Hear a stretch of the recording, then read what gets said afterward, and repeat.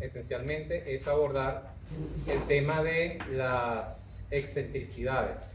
Hasta ahorita hemos trabajado siempre en escenarios ideales en los cuales tenemos la zapata que nos sacaron el apuntador, en el cual teníamos las zapatas que eran concéntricas y todo era ideal, ¿no? Ahora vamos a ver qué ocurre cuando hablamos de zapatas medianeras y zapatas de esquinas, que son casos particulares, ¿de acuerdo?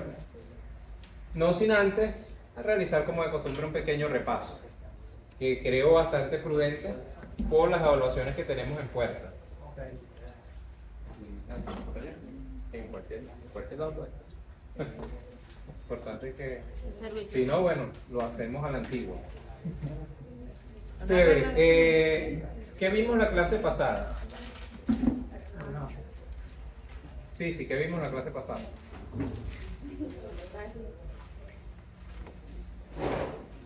Ariane, ¿qué vimos la clase pasada? Ariane. Vino calculo funcionado,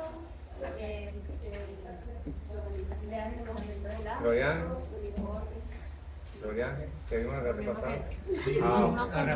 Repaso son las asentamientos, muy importante. ¿Qué hablamos sobre asentamientos? Luis. Dos tipos. Dos macros, ¿sí? Ok. ¿Cuáles son? Los flexibles y los rígidos. En asentamiento. No, el asentamiento total y el asentamiento diferencial. Perfecto. Asentamiento total y asentamiento diferencial. Lo dejamos así entonces. Asentamiento total y diferencial. ¿Cuál era la diferencia entre estos asentamientos, Ezequiel? Uno era total, cuando se une completamente el área, y diferencial es cuando hay una diferencia muy prolongada de una de otra. Por lo menos una columna aquí a un nivel más bajo, pues. Así decirlo. Hablábamos a grosso modo de que un asentamiento total se podía dar en una estructura completa, pero también se puede dar en un caso particular de una zapata, ¿sí? Que se pueda asentar en su totalidad. Decíamos también que el asentamiento total era la suma de otros tres tipos. ¿Recuerdas cuál era? Sí. ¿Perdón? Habían tres tipos. El que Tres se tipos. sienta en días, semanas, en meses, años. Y en horas. El que es Más rápido. el inmediato, El inmediato. el primario y el segundo. Ok. Así fue como yo. No, perfecto. No hace falta memorizarlo tal cual. Lo importante es que sepamos de qué estamos hablando, ¿no? Entonces, como dice Ana, efectivamente sí tenemos un asentamiento que es, digamos, instantáneo, es el primero que ocurre, que es muy frecuente en qué tipo de suelos. Granulares o arcillas no saturadas. Ajá, perfecto.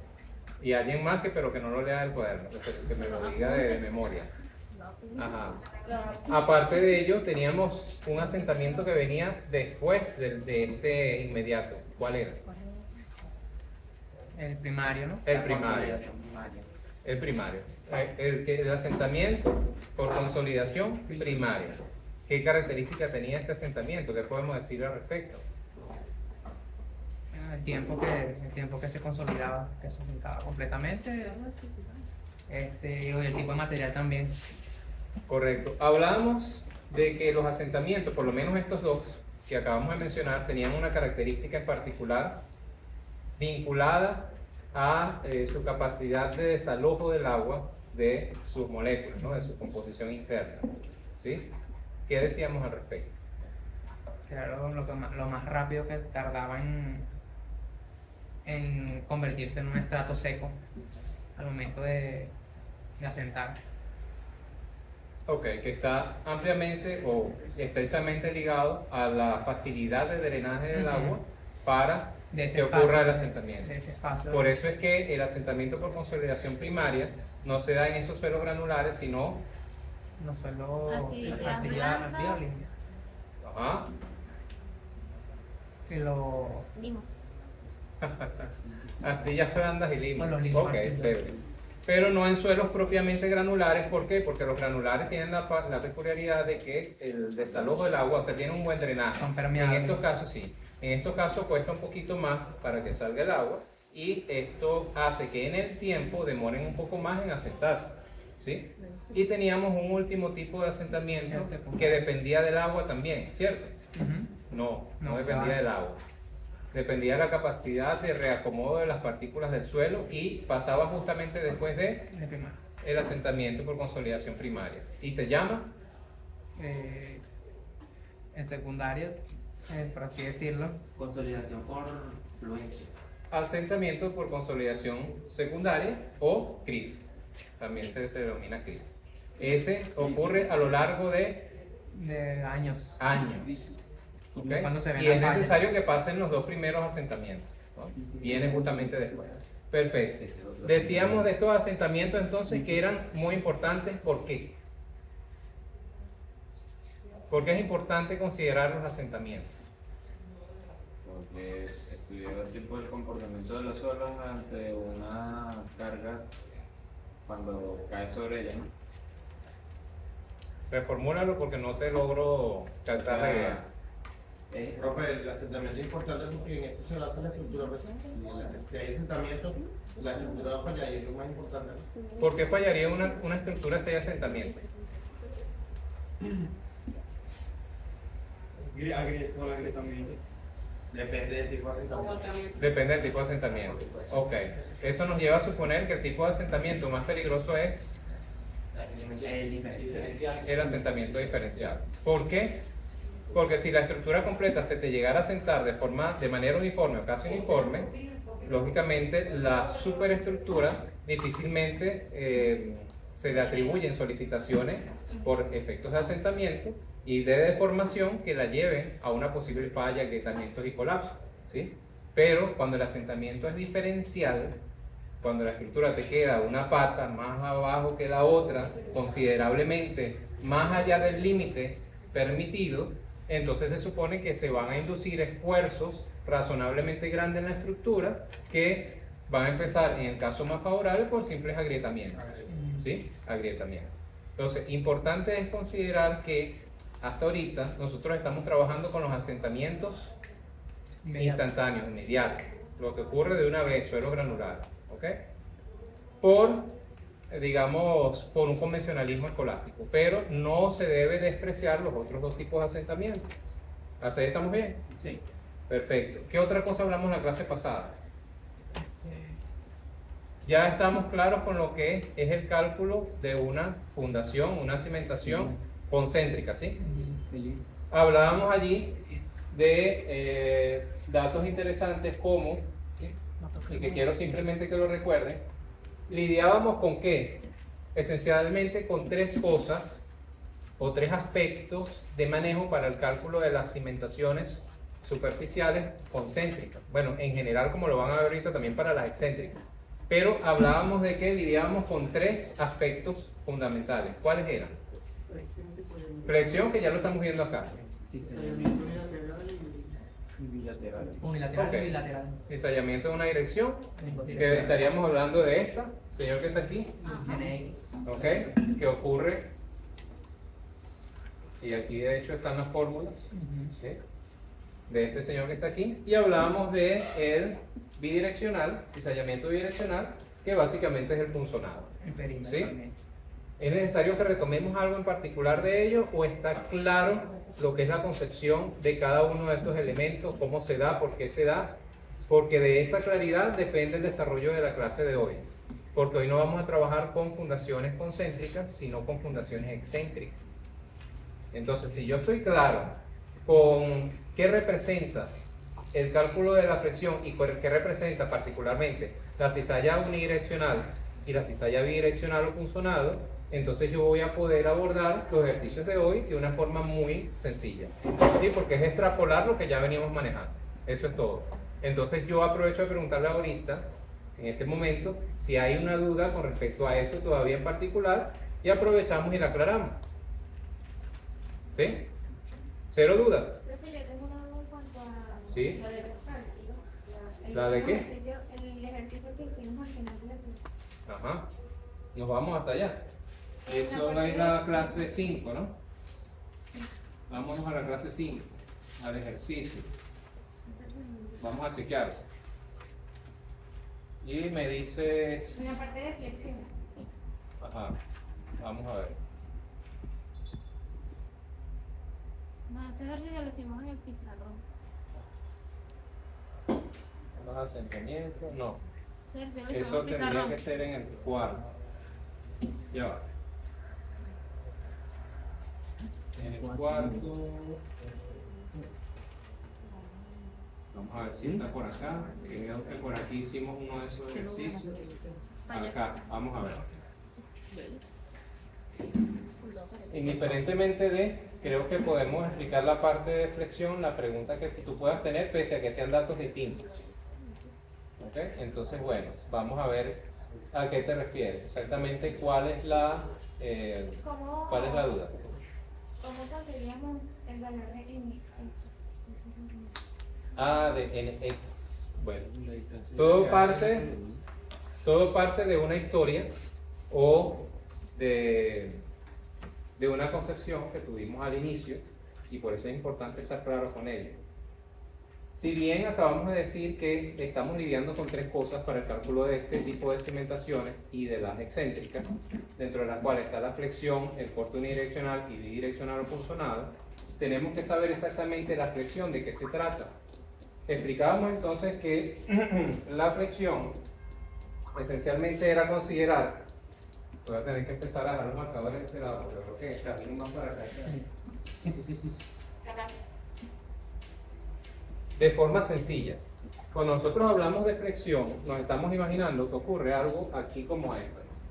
Vamos a suponer que el volado de la viga se va a comportar, o el volado de la fundación, mejor dicho, de la zapata, se va a comportar como una viga que está cargada de abajo hacia arriba, ¿no?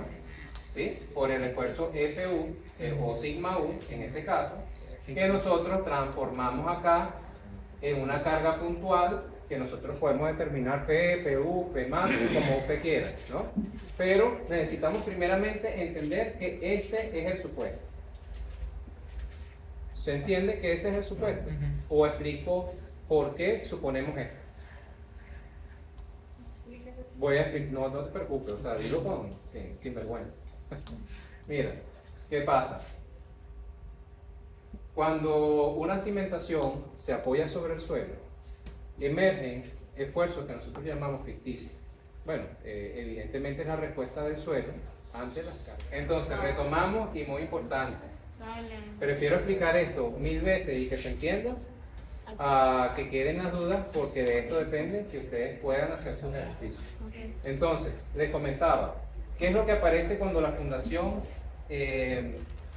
digamos, se asienta sobre el terreno? En el buen sentido de la palabra, se coloca sobre el terreno. No estamos hablando de asentamiento en este momento. ¿Qué aparece? Un esfuerzo FU.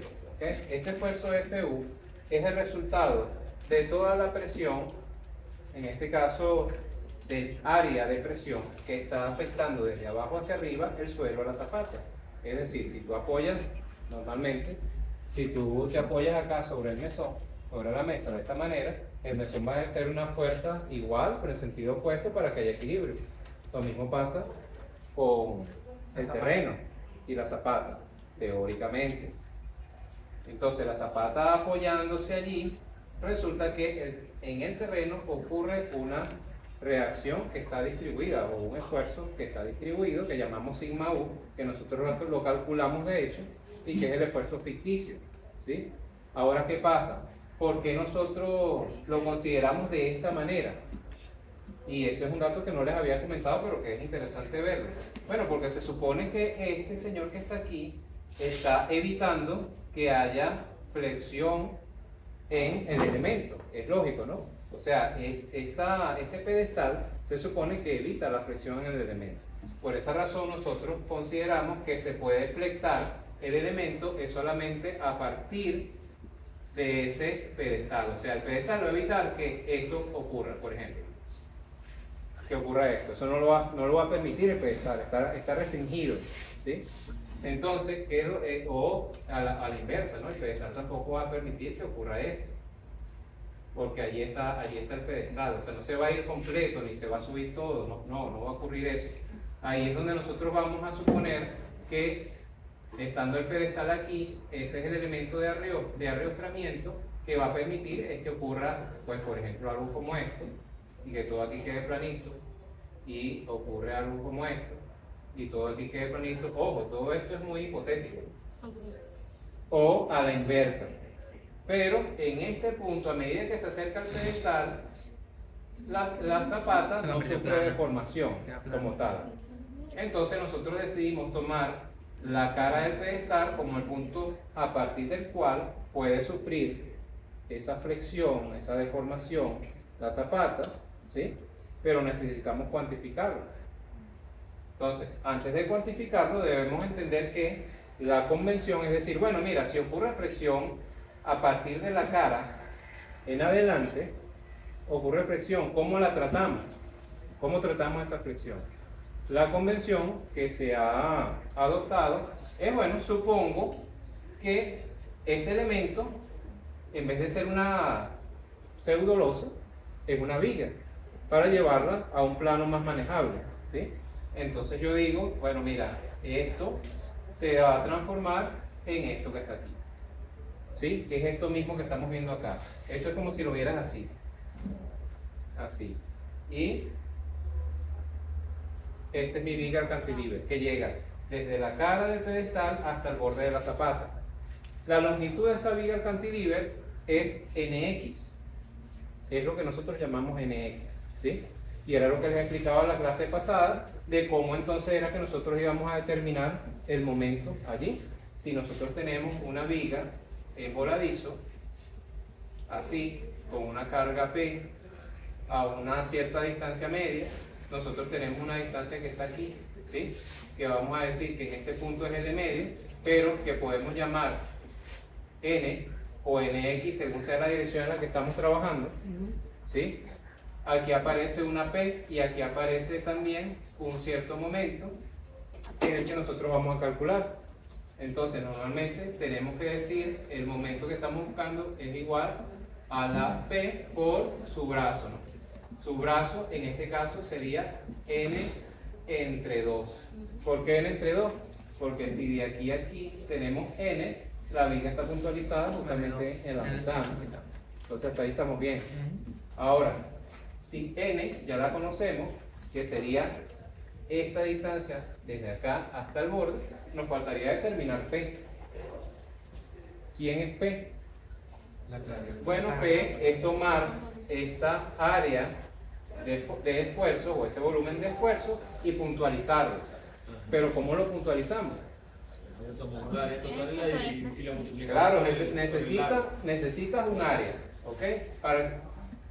Para que este señor se pueda puntualizar, tenemos la fórmula de esfuerzo es igual a fuerza entre área, ¿sí? Así. Pero ¿qué pasa? Yo justamente estoy buscando este señor que está acá. Entonces, del despeje me va a quedar esfuerzo por el área. Pero ¿qué tal si la fuerza la redenominamos P? Que es lo que estamos buscando acá, P. Y ahora el esfuerzo le llamamos sigma U, ¿sí? Que es esto que estamos viendo acá abajo. ¿Y qué tal si el área la llevamos de una vez a los elementos que la componen? Que en este caso sería un NX o un N, vamos a decir N para hacerlo más fácil, para que no se entienda que es en una u otra dirección. Un N que multiplica ¿a quién? La base. A una base o a un ancho, como lo quieras ver, que en este caso sería B. Porque esto que está aquí, mis estimados, esto es BY. ¿Sí?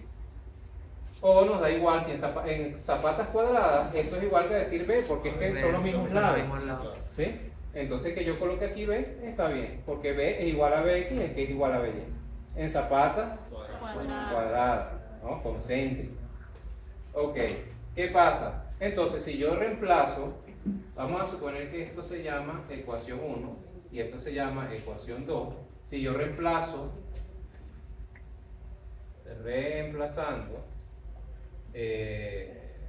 2 en 1, yo reescribiría mi momento último, va a ser igual a ¿quién? A sigma U, que multiplica a N por B pero que multiplica a n AN. entre 2. ¿Lo ves? Sí.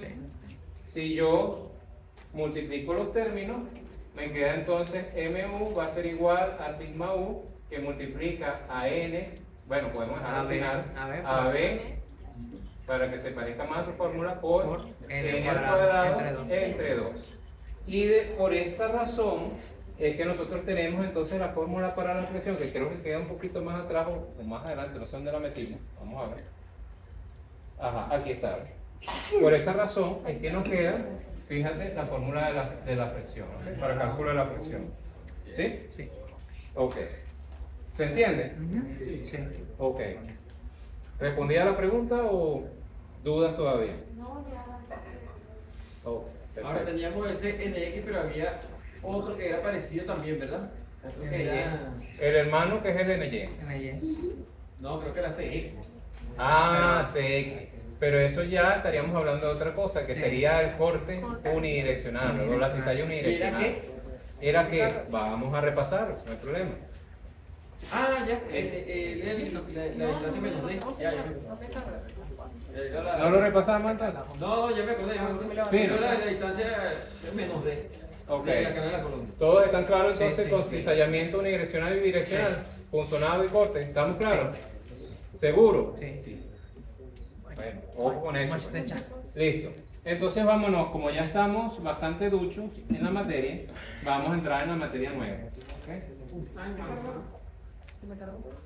Eso era todo lo que quería, que estuviésemos seguros al 100%.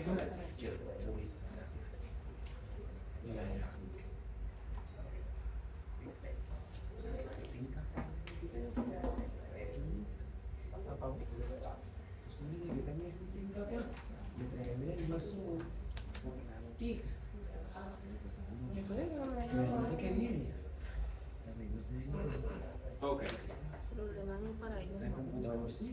perfecto.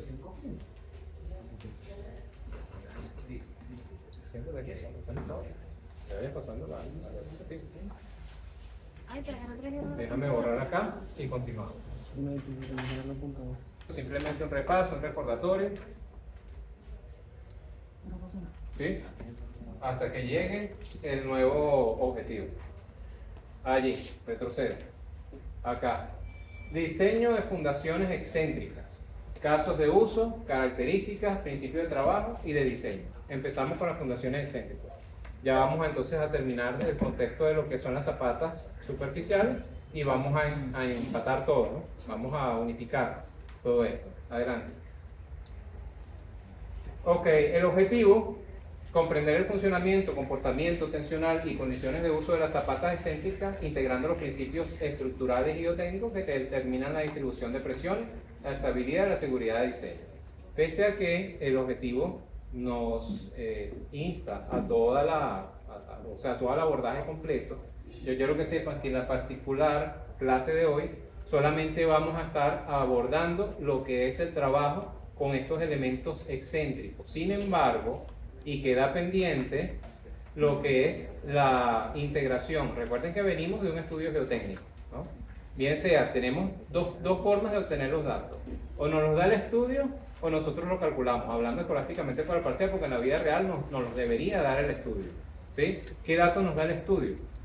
Bueno, nos da la capacidad portante, nos da, por ejemplo, el número de golpe, etcétera, ¿no? Nos da la información geotécnica, densidad seca máxima, nos debería dar la densidad de sólido, el tipo de suelo, la estratigrafía, etcétera, ¿no?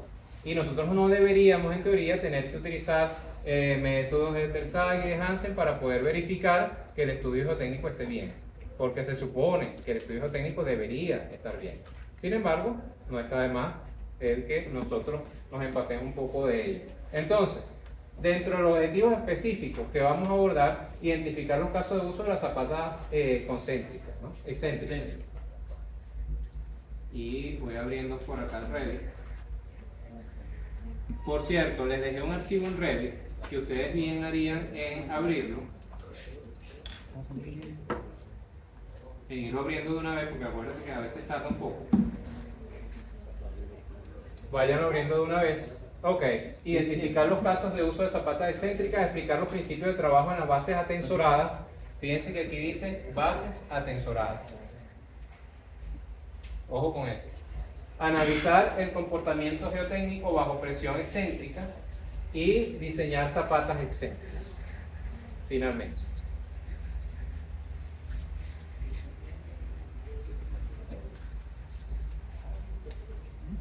Ok, identificamos los casos de uso. ¿Qué ocurre? Así como lo vimos en la clase pasada, hay requerimientos como requerimientos espaciales, de lindero, entre otros, que nos pueden llegar a obligar a que, mira, no utilicemos el caso ideal de las fundaciones concéntricas.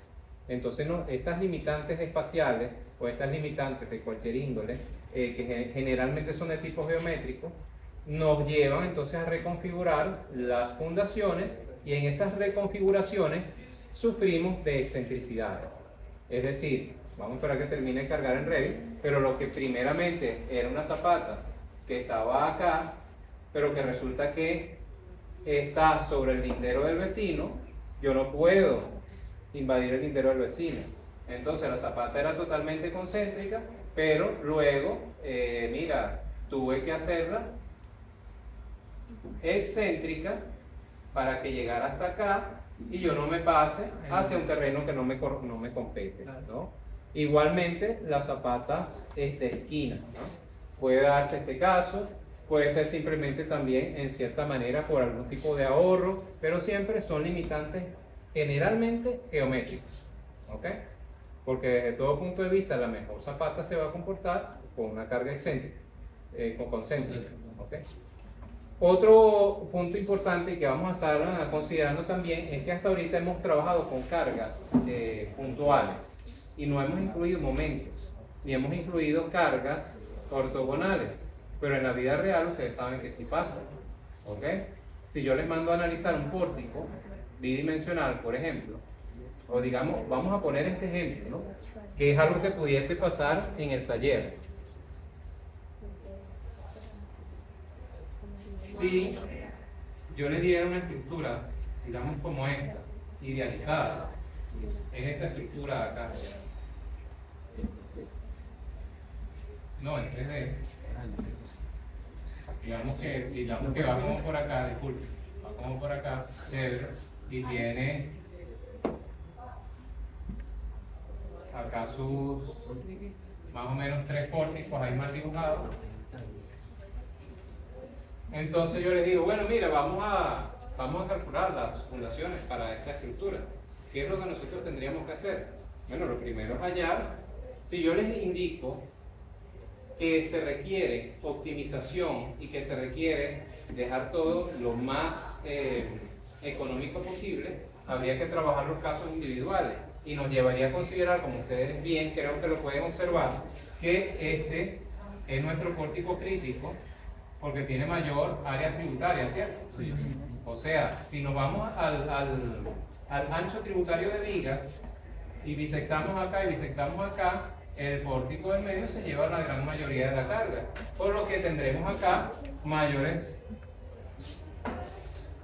cargas que van hacia la infraestructura. Pero si yo te digo que analicen un pórtico hiperestático, se supone que van a aparecer reacciones en todos los sentidos, ¿no? Reacciones en X, van a aparecer momentos, de hecho bidireccionales, pero ¿qué es lo que nosotros hacemos en este tipo de casos? Bueno, hacemos algo que se llama idealización o idealizar.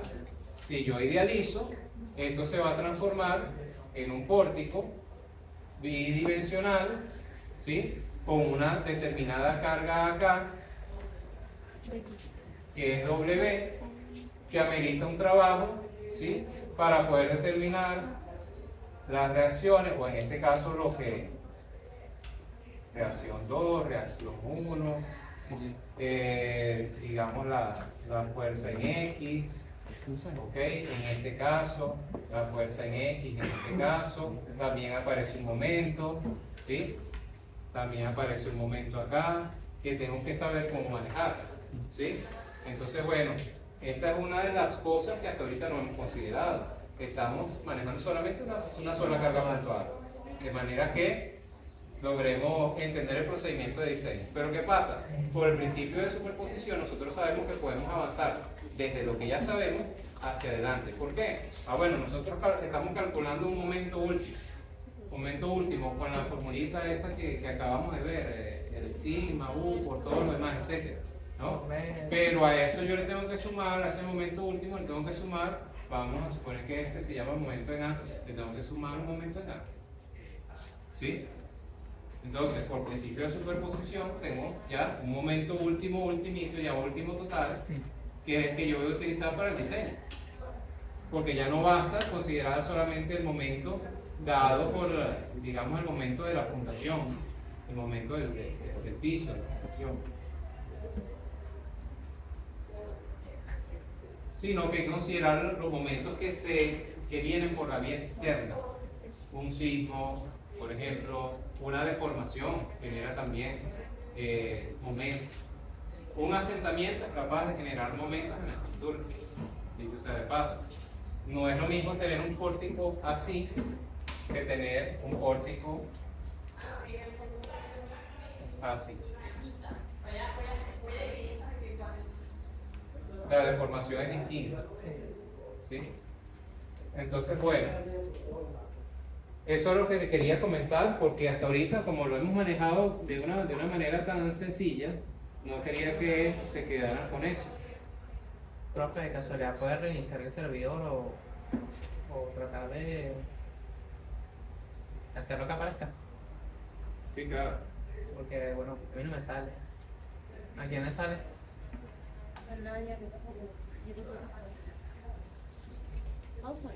Déjame desconectarme de este y que no se conecte de forma automática. Y ahora sí. Entonces, las limitaciones normalmente son espaciales.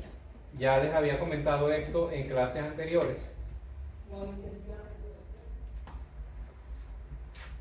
Pero Dios mío, las cosas no colaboran hoy. Ok. ¿Cuándo usar zapatas atensoradas? Y yo me voy a permitir hacer una distinción entre lo que es... ¿Ustedes conocen las vigas de Rioja? ¿Sí? Ok. ¿Para qué sirve una viga de Rioja? Para darle mayor rigidez a la estructura. Sí, para reostrar un sistema. Si nosotros estamos hablando de algo como esto, si nosotros colocamos esta viga de riostra acá, entonces se supone que va a impedir el movimiento relativo. La idea es que si nosotros tenemos un conjunto de zapatas, tenemos una retícula, mira la belleza, tenemos una retícula acá, entonces esa retícula puede estar conectada en todos los casos y en todos los sentidos por la viga riostra, de forma tal de que, sobre todo un requisito sísmico, que es también lo sísmica, para que permanezca la estabilidad. Pero está el caso en el cual nosotros hablamos de tensor. Cuando hablamos de tensor nos referimos casi a la misma viga de riostra. La diferencia entre el tensor y la viga riostra es que el tensor va a trabajar de una sola manera, y es atracción. ¿Y por qué se requiere que el tensor trabaje atracción? Ya se lo voy a comentar. Porque ocurre esto. Fíjense en esto y no pierdan detalle de lo que les voy a ir explicando. ¿Qué pasa? Cuando tenemos una fundación, una zapata así excéntrica, se genera un momento que busca volcar esa cimentación. ¿Por qué? Bueno, mira, tenemos aquí la carga que viene desde allá arriba, ¿ok? Pero el baricentro o el centro de la zapata se encuentra acá. Entonces, la diferencia en la ubicación de la carga P que baja y el baricentro acá va a hacer, no sé si lo ven, que trate de ser girada, en este caso, la zapata en este sentido. ¿Lo ven? Sí lo ven, al menos empíricamente. O sea, cuando se produce esta excentricidad, fíjense, no es lo mismo que yo la tuviese así, derecha, ¿no? Aquí está la zapata, derechita. Aquí está derecha, aquí tengo la carga P. ¿Para dónde va a agarrar la zapata? Para ningún lado. Si la carga es concéntrica totalmente, no va a agarrar para ningún lado. Va a permanecer allí. Y la distribución de esfuerzos en el suelo se va a considerar esencialmente así. ¿Ok? Uniforme y todo severísimo. Pero cuando es excéntrica, entonces algo distinto ocurre. Ahora va a tratar de voltearse la zapata y la distribución de esfuerzo va a ser otra. Vamos a tener un mayor esfuerzo, digamos acá, un mayor esfuerzo acá y un esfuerzo más pequeño hacia la parte que está tratando de despegarse del suelo. ¿Sí lo ven? El detalle está aquí en que hay ocasiones en que estas excentricidades, momentos o fuerzas son tales que el diagrama se vuelve esto. Ok, aquí tengo a compresión, pero el resto está a tracción y de hecho logra despegar la zapata. Entonces, eso es lo que Robo considera como, él lo considera como un coeficiente de despegue de la zapata. Pero cuando ocurre este tipo de cosas, realmente no nos sirve. No nos sirve, ¿por qué? Porque es que necesitamos que trabaje la zapata como es.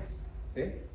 Entonces, ¿cómo logramos que la zapata trabaje como es y evitamos esta excentricidad? Bueno, el planteamiento es colocar o hacer que haya un tensor o un elemento que agarre a esta zapata de forma tal de que se genere una fuerza en este sentido que obligue a voltear al lado contrario. Tenemos el primer esfuerzo o el primer volcamiento, vamos a llamarlo m volt, y es el producto de la carga por la excentricidad. Pero para compensarlo tiene que existir un momento estabilizador que va a ocurrir en el sentido opuesto. Obviamente, si estoy tratando de girarla así, con este momento debe existir un momento en sentido opuesto que trate, con la misma magnitud pero en sentido opuesto, de estabilizar a esta zapata. Ok, ¿y cuál sería el valor en este caso?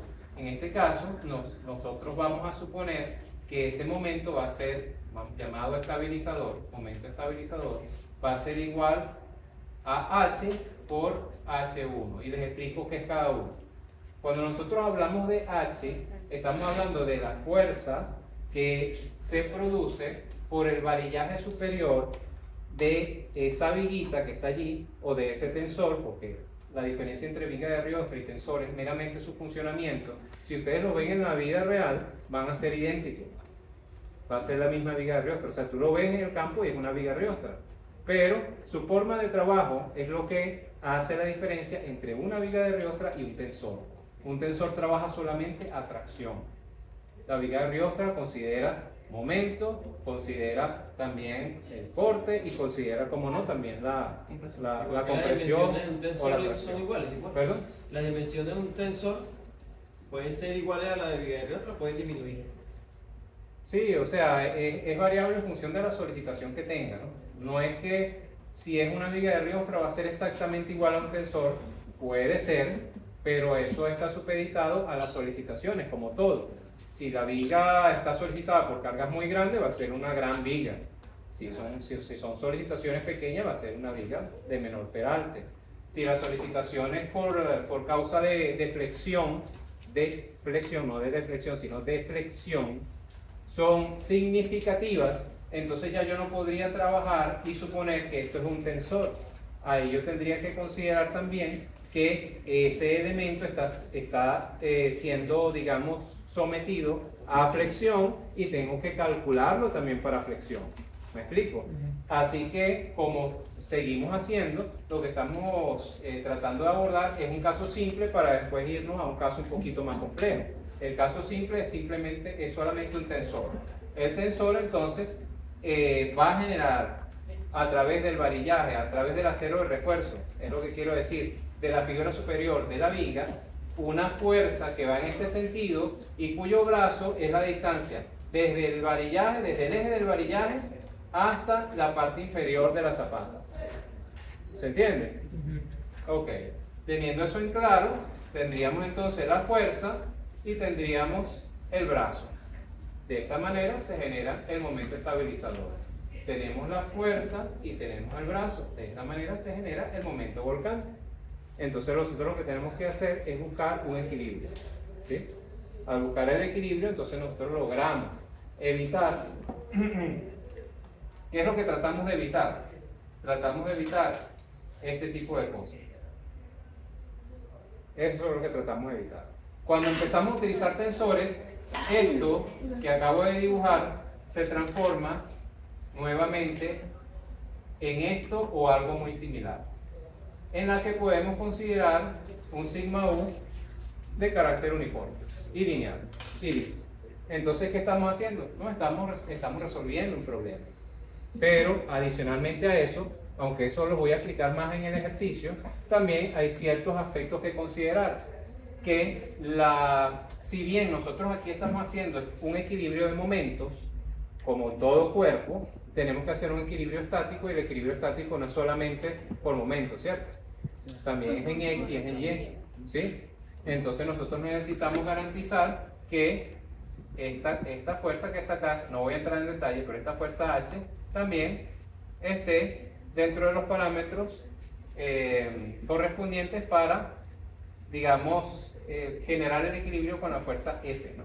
En todo caso, para que se mantenga esa imposibilidad de desplazamiento de la zapata, de la base de la zapata, yo necesito que la carga P por la tangente del ángulo de fricción del terreno sea menor, o en este caso sea mayor, corrijo, a la fuerza F, y la fuerza F que es la fricción. Cuando yo voy a determinar cuál es la fricción que ocurre acá, cuál es la fricción del terreno, tengo que agarrar la carga P, y eso no lo inventé yo, simplemente es la fórmula, la carga P, y multiplicarla por la tangente del ángulo de fricción de ese terreno, ¿sí? De ahí yo tengo F, y ahí entonces empiezo a hacer algunas otras operaciones. Pero no quisiera entrar en mayores detalles, aquí lo van a ver de forma, digamos, más adecuada a través de un ejemplo. Fíjense, solamente se los voy a mencionar para que lo tengan presente. Además, entre otros principios de trabajo de la base tensorada, está la verificación del tensor. Tenemos que verificar, obviamente, la fuerza que yo les comenté previamente. ¿Qué es fuerza? Bueno, lo que yo les comenté a ustedes es que toda la ingeniería se encierra en la formulita. Esfuerzo es igual a fuerza entre área. Si yo necesito calcular la fuerza, necesito multiplicar el área por el esfuerzo, ¿sí? Y en este caso, este Fs es el esfuerzo permisible del acero. ¿Cuánto puede soportar el acero a tracción? ¿Sí? Multiplicado por el área de acero. ¿Ok? Eso me va a dar la máxima carga H que puede ser soportada por ese tensor. Y finalmente también tenemos que hacer la verificación del concreto del tensor si nosotros queremos que participe dentro de la viga. Sí, o sea, si nosotros queremos que el tensor, el concreto del tensor participe como parte de la resistencia a esa tracción, porque el concreto generalmente no participa o no es muy bueno en ello, entonces tenemos que considerar ciertos parámetros para lograr que eso sea así. Y se recomienda que esto normalmente sea en casos extremos, ¿no? Donde no se acepta fisuración. Sin embargo, lo vamos a trabajar para que no haya dudas.